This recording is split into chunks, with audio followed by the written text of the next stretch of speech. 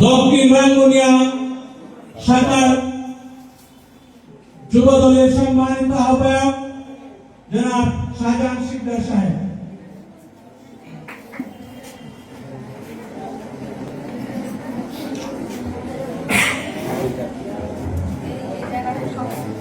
বিসমিল্লাহির রহমানির রহিম। ঐতিহ্যবাহী দক্ষিণ সিলেটের শাহ আলম চৌধুরী উচ্চ বিদ্যালয় কর্তৃক আয়োজিত নবীনবরণ অনুষ্ঠানের সম্মানিত সভাপতি, প্রধান অতিথি, বিশেষ অতিথি, উপস্থিত অত্র বিদ্যালয়ের শিক্ষক শিক্ষিকা মন্ডলী, সামনে উপস্থিত কোমলমতি ছাত্রছাত্রীরা, আসসালামু আলাইকুম। সম্মানিত ছাত্রছাত্রীরা, আজকে নবীনবরণ অনুষ্ঠানে এসে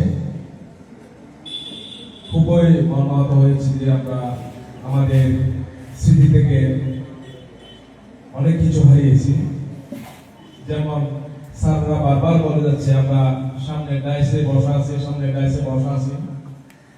আসলে আমরা সামনে ডাইসে বসার কেউ না, জাস্ট এটা উদাহরণ। আমরাও একদিন এই স্কুলে নতুন হিসেবে, নবীন হিসেবে বরণ হয়েছিলাম এবং পরীক্ষার্থী হিসাবে বিদায়ও নিয়েছি। যে আমরা নবীন হিসেবে বরণ হয়েছি, পরীক্ষার্থী হিসেবে বিদায় নিয়েছি। মাঝখানে 5টি বছর আমাদের স্মৃতিময় হিসেবে হয়ে গেল। এর মধ্যে আমরা যাদেরকে হারিয়েছি, আমাদের প্রাক্তন প্রধান শিক্ষক জনাব রফিক সাহেব, আমাদের বাবু মিলন কান্তি বড়ুয়া, আমাদের স্মৃতি ম্যাডাম অমল কান্তি ঘোষ মনীষী স্যার এবং অমল স্যার, এবং আমাদের বর্তমান প্রধান শিক্ষক যিনি আশিস কুমার দে, যাদেরকে হারিয়েছি, আমি তাদের আত্মার মাগফিরাত এবং স্বর্গীয়বাস কামনা করছি। আমি স্কুলের প্রধান শিক্ষক এবং শিক্ষক মহোদয়কে অনুরোধ জানাবো যাতে আমাদের আশিস স্যারের ব্যাপারে একটা অনুষ্ঠান করার জন্য। এখানে বারবার কথায় আসতেছে আমাদের শিক্ষার্থীদের ব্যাপারে। একজন স্যার একটা ক্লাস নিতে সর্বোচ্চ 45 মিনিট। এখন একটা ক্লাসে যদি 60 জন ছাত্রছাত্রী উপস্থিত থাকে, ওই 45 মিনিটকে 60 জন ছাত্রছাত্রী দিয়ে ভাগ দিলে যত সেকেন্ড পরে তত সেকেন্ড শিক্ষা গ্রহণ করে। এখন একটা ঘন্টায় যদি একটা ছাত্রছাত্রী যদি 1 মিনিট শিক্ষা গ্রহণ করতে না পারে, তাইলে ওই শিক্ষার্থীর শিক্ষা কি দিবে?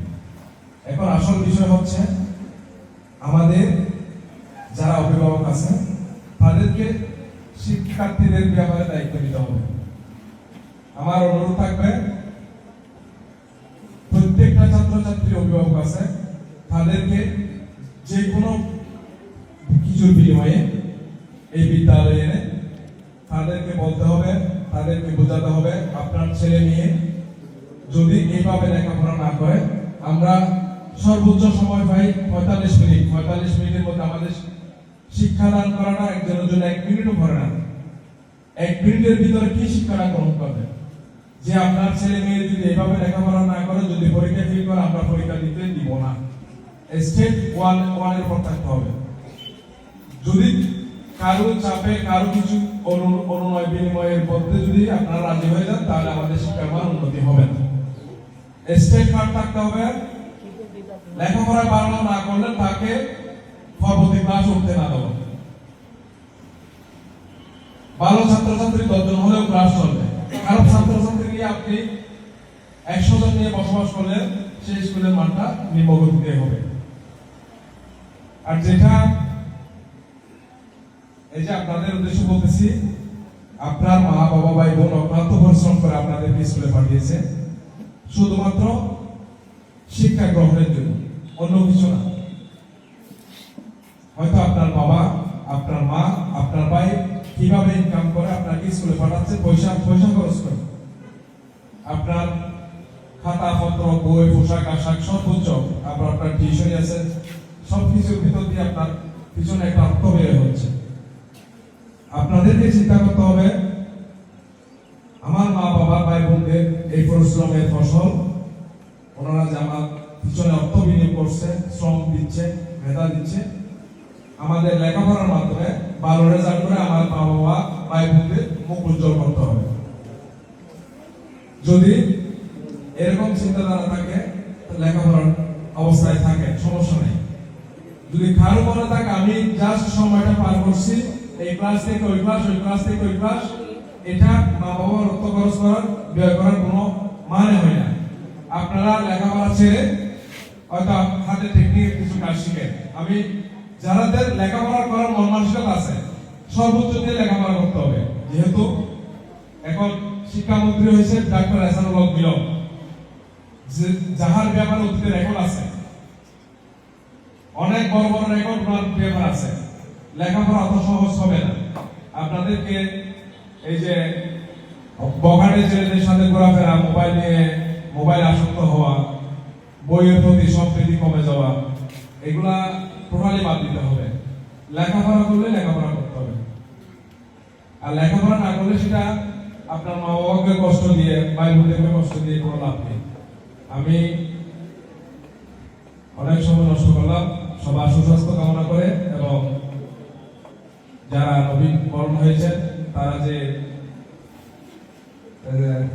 সপ্তম শ্রেণী, অষ্টম শ্রেণী, নবম শ্রেণী, দশম শ্রেণী যে 4টা ক্লাস আছে আপনাদের সিনিয়র, তাদের কাছ থেকে এই বিদ্যালয়ের নিয়ম কানুন শিখবেন।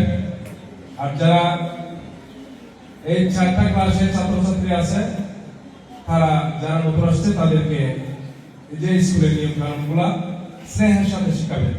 তাদেরকে বকা দিয়ে নয়, তাদেরকে মারধর করে নয়, যে যারা নতুন আসছে তাদেরকে স্নেহের সাথে নিয়ম কানুন শিখাবেন। এই আশা ব্যক্ত করে আমার বক্তব্য শেষ করলাম।